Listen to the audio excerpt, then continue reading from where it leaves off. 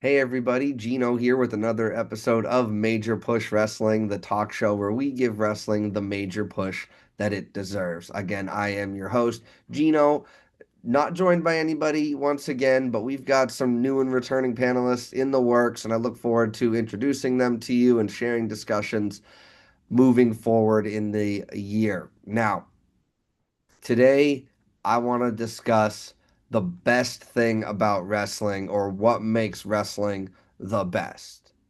All right. We know that John Oliver has done his stuff. We know that there's other social media guys who have spoken on this topic in the past. But I specifically wanted to address what I feel like wrestling is at its best. Now, you might see some people like things, some people dislike that same thing, and that's the beauty of being a wrestling fan and pro wrestling in general is that it's all subjective.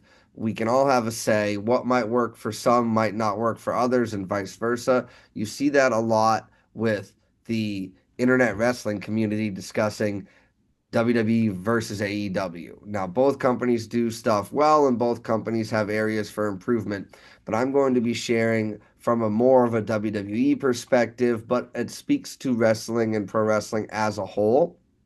But I am more of a WWE pro wrestling fan than AEW, TNA, Stardom, New Japan, all that other stuff that absolutely needs to exist and needs to be around because the wrestling landscape and the quality of money making life for wrestlers is enhanced by having all of these other companies.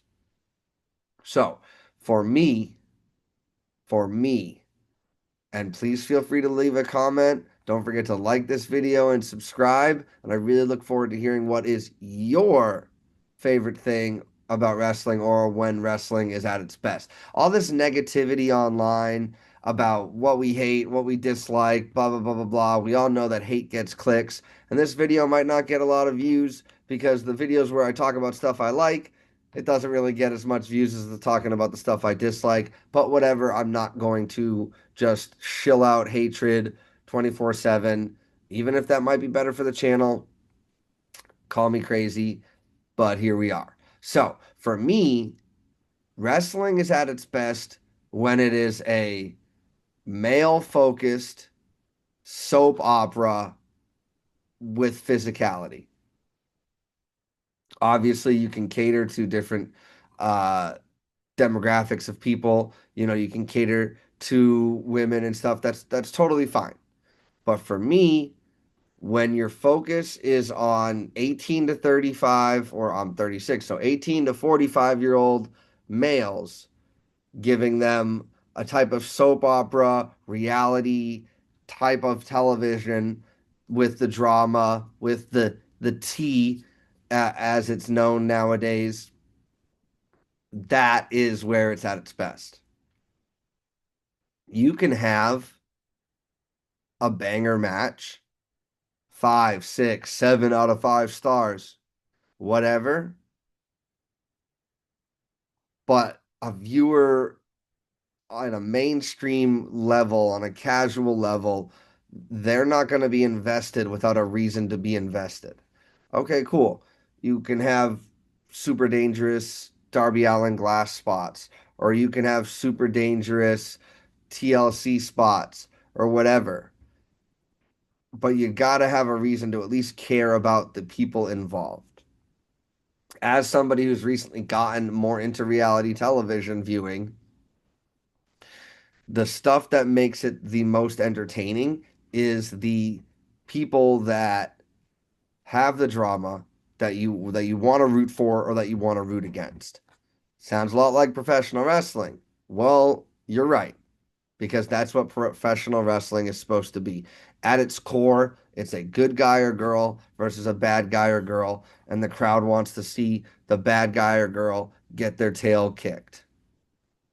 But that is the end or the change or the finish to a story that is going on. You could talk a lot about long-term storytelling. You could talk a lot about how they might feel like their audiences are forgetful, whatever the case is. When you have two people where the heel, the bad guy, or the bad girl is getting over on the good girl, the good boy, the face, you want to see the face beat up the heel. A good heel is somebody that you want to see lose. And a good baby face is somebody that you want to see win. Now, in today's modern landscape, those lines are definitely blurred. Whether you think it's right or whether you think it's wrong, let me know. But some of the people who get the biggest cheers, their characters are heels. Some people say, and wrestlers say, that it's more fun to be a heel. It's all these types of things. It's harder to be a baby face. It's not as fun, whatever. But somebody like a Trick Williams is getting pops louder than most baby faces. And he doesn't have to resort to insulting the crowd, which I think is why he doesn't get the boos that a traditional heel would. But you've got somebody who is doing bad things like The Miz. The Miz, not like really nobody cheers The Miz. I think he's great personally. Say what you want about him, but I think The Miz is top tier. At me in the comment section, that's fine, but I'd be happy to explain to you why I think that is. Uh, Basically, he's a true heel, kind of like a Logan Paul, like and a Gunther. Like you really want heels that you want to see get their butt kicked. Now, I don't think Gunther should be getting his butt kicked personally. I think guys like Kit Wilson, they're playing like this heel role, and you want to see him get his butt kicked, but you also want to cheer for him. So there is that balance, and there is some levels of that because in humanity and people, we're not all good or all bad. There's middle grounds between all of that. So it's more realistic when you're seeing that on screen. But at the end of the day, this is a television show, television program. We have 3 hours of wrestling, 2 to 3 hours depending on the show that you're watching. And when they have these feud ending matches or stuff that should be saved for pay-per-view big events, like that's when it's maybe not firing on all cylinders. So you've got Elimination Chamber coming up. You've got WrestleMania coming up. You've got all these events. Like that's when these feuds should kind of end and come to a head, right? You've got great matches, United States Championship Open challenges. You've got exhibition matches happening on the weekly shows because you need to showcase the wrestlers and maybe even have them get in a little bit of, I don't want to say practice, but keep that ring rust off. And since there's not really live events or house shows or however you want to look at it, that's the best way to do it. The thing is, if you're having a 20, 25, 30-minute match with two, three, four commercials in between, and these commercials are like 3 to 5 minutes long, like that doesn't work. And that needs to be changed. The best parts about a Monday Night Raw, a Wednesday Night Dynamite, a Friday Night SmackDown are when they're setting up storylines and they're doing the talking. Period. You want this talking to be built up. You want two people having a reason to go after each other. Hatred is a great reason. A championship is a great reason, right? Revenge is a great reason. Avengement is a great reason, right? And then you start to see these bookers, and I call them bookers, but they're really writers, where they're having somebody with a championship, and that's not like the focal point of the feud. That's frustrating. Again, I did say I wasn't here to talk about all the negative stuff, but Just like with people, sometimes we're not all good, all positive, we're not all bad, all negative.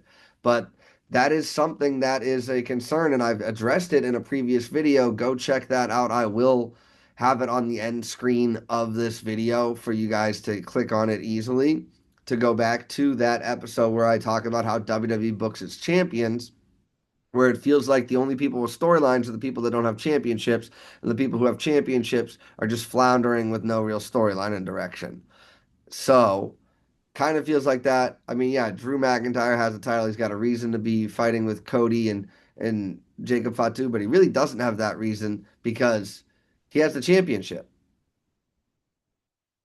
The feud should be over the championship, the top prize in wrestling.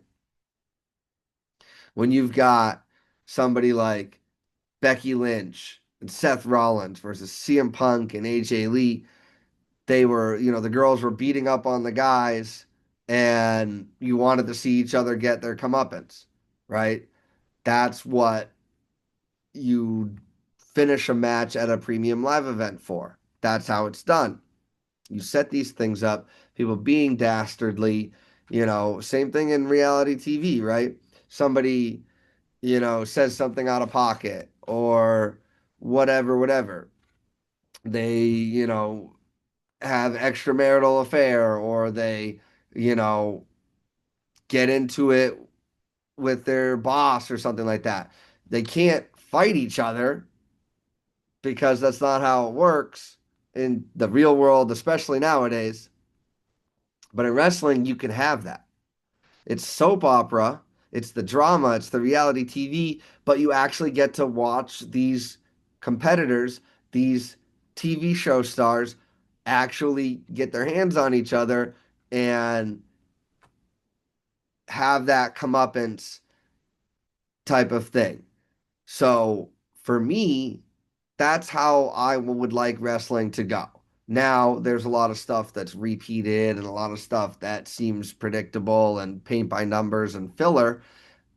And I'll be honest, I get frustrated with that as much as the next guy. But there's so much wrestling and it's so accessible that it's unreasonable to expect everything you're watching to be brand new. It's kind of cyclical in a way.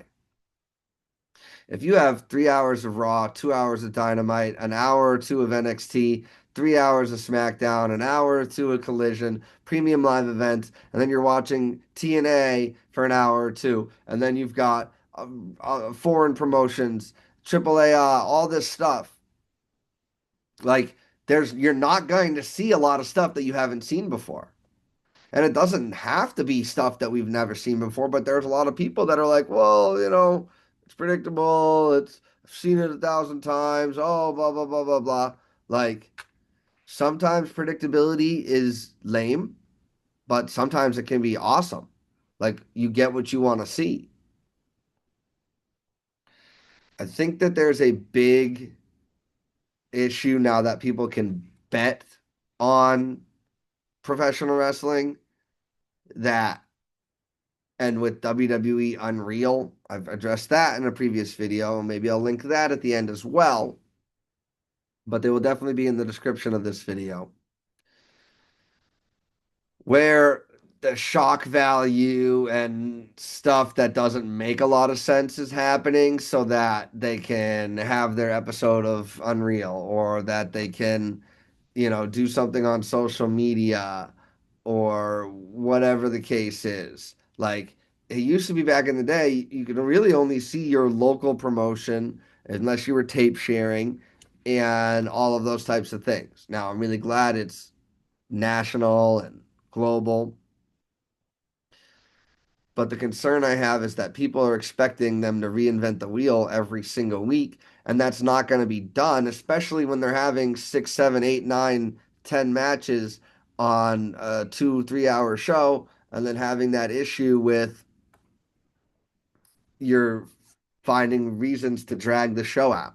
TKO is a specialist at this. They love dragging and stretching things out that don't need to be dragged or stretched out. Now, there is something to be said about appeasing a live crowd. Anybody who has a problem with Jey Uso yeeting, running it back, heating during a match, all this stuff. You, I feel like you haven't been to a show where he's done that in person because it's very different. The stuff that is repeated often is to give those people at the next town a reason to be happy, make them feel like they got their money's worth. And today, especially, getting your money's worth is super important, at least for these WrestleMania events. These ticket, everybody's talking about ticket prices. I mean, I got good seats for Backlash, $163 after all the fees are said and done. That to me is a good value. Premium live event, wrestling heavy show, but it's going to be the payoff or the post WrestleMania type of stuff. That's a reason to have a bunch of wrestling. Like, I'll be honest, I don't really care to watch the weekly shows for the wrestling. I want to know what's going to happen with the storylines. With the storylines, and they got to make sense. You can't have somebody like Stephanie Vacquier tell Liv that she has everything handed to her when Liv didn't have her first championship for like 7 years. And Stephanie comes in day one and gets her first championship, four or five championships. They even addressed it on Raw where Liv's like, I didn't know your story, blah, blah, blah, blah, blah. Yeah, listen, it takes people a long time to get noticed and to be able to be coming to WWE and all of these types of things and to go to these big companies for sure. For sure. But when you watch Stephanie Vacquier wrestle, she's basically a three moves of doom girl. Nothing against Stephanie, even though it sounds like I'm talking trash about her, but she's doing these spots for the live crowd, yes. But if you've seen one Stephanie Vacquier match, you've seen them all. That was a big problem people have with John Cena for the longest time. Miss me with any Cena hate because I'm going to defend every single thing he's ever done. So if you want to at me at that, be my guest. We'll have some fun discussing it because, again, that is what being a wrestling fan is all about. It's about being able to discuss your points. If you're just like, I don't like it, I don't know why, I don't know, it just doesn't work for me. Like, if you don't know how to articulate your point, I'm very sorry for you because honestly, frankly, your opinions matter, but if you can't articulate it, then maybe you should keep it to yourself. Because saying things like, I don't know, I hate that, that's stupid, you leave people up for interpretation, and sometimes that interpretation is not going to make you look good. At least if you dislike something that somebody else likes and you can articulate it well, you get respect that way. That's a tangent I went off on, and I do apologize. But I really love talking wrestling. And I encourage people who disagree with me to engage in conversation because that is the only way I'll see your point of view. And the only way you'll see my point of view is having that back and forth. That's why I love things like the NoDQ.com review on YouTube every Tuesday night at 7 p.m. Eastern because we're able to have those discussions. Now, at the end of the day, wrestling is its best when it is a male focused and sometimes female focused, but a male focused soap opera reality TV show with violence and payoff through violence and physicality. A great quote that I have heard and I live up to and I love it from John Campia, also a guy on YouTube. Check him out after this video if you like movies, TV show talk, things like that. But he has said, action without narrative purpose is just visual noise. Let me say that again for the people in the back. Action without purpose is just visual noise. And I feel like a lot of the stuff we see on the weekly shows is just visual noise. It's just action for the sake of action. There's no reason for me to be invested. This applies to movies, this applies to TV shows, this applies to even some competitive sports, right? Like the storylines, the reason why they tell you about these people so you can get invested and not get invested, it's important. It helps you care more about what you're watching with the physicality. If you have a movie that's just all action from start to finish, I mean, Sometimes you don't even know the characters' names by the end of it. Like you need to have that balance and you need to give us a reason to care. When you have things like Liv and Dominic and Rhea's story where there's that love triangle and stuff, like you want to see the people go at it. That's why I think Finn Balor and Dominic should be, yeah, they could fight over the Intercontinental Championship, but I really think that Finn and Liv should have their own little fling and it be upsetting to Dominic. Or Raquel and Dominic have their own little fling and have it be upsetting to Liv. Like, that's top tier. That is what made Rhea, besides her in ring ability, when it's time to go, she can go. But that is what made Rhea a household name. That is what made people care about seeing what she does. And now they're fans for life. You could pull any number of examples throughout history, right? Like, they don't do these pre-match promos anymore because they have commercials on their premium live event pay-per-view things, and so they don't show the things like the Rock versus Stone Cold video package set to My Way from Limp Bizkit. So Limp Bizkit or Linkin Park? Limp Bizkit. Um, and they're showing you the reason why you're supposed to care about this stuff. It's different than promo packages of people just talking back and forth to each other. No, they use the footage that they've done and gotten on the weekly shows to show why we should care about this matchup.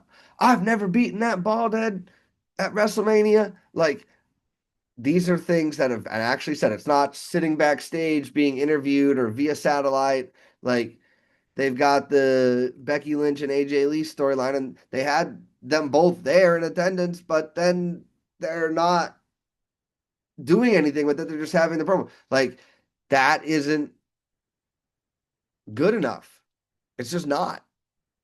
What's good enough is when you have this stuff said in front of an audience to each other's faces, having these brawls.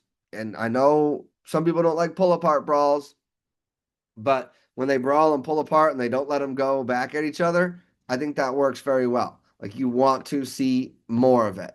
You want to see some people doing dastardly things and there being consequences, like with police arresting Stone Cold. Like, that's awesome. Like Vince McMahon holding Stone Cold down and not allowing him to be in the championship hunt. That's great. We need an authority figure who's abusing his power or her power, and so we can see somebody overcome, like Daniel Bryan.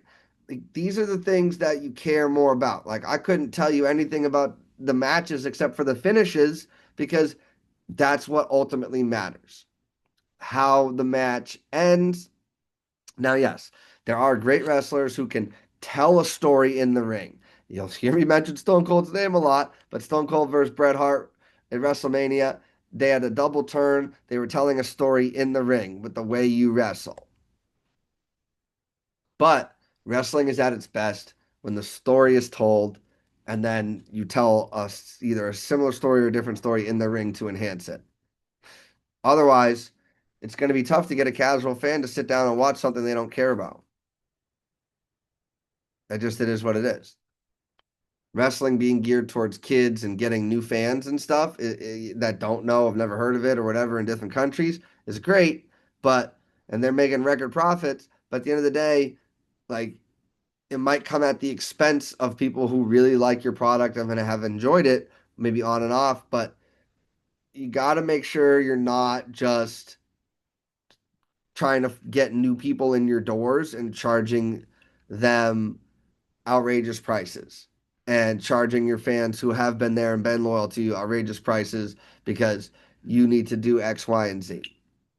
Wrestling is at its best when it's a soap opera with physicality. So, everybody, thank you so much for watching. I really appreciate it. Don't forget to like this video, subscribe, and leave a comment in the comment section below. And as always, I'll catch you on the next one. Bye bye.